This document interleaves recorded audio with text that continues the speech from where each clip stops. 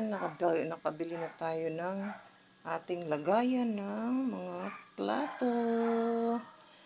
Yan, mura lang naman siya.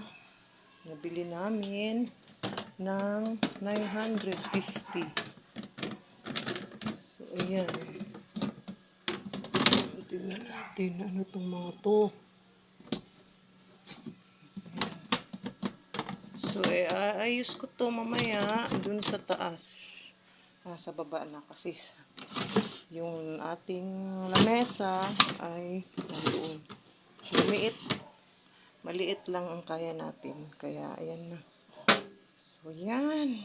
After ilang dekada, nabili na rin. Napalitan na namin yung aming lagayan ng plato. Yung luma natin. Alam nyo ba kung ilang dekada na yan? 2 dekada na po yan. Sa maniwala kahit sa hindi.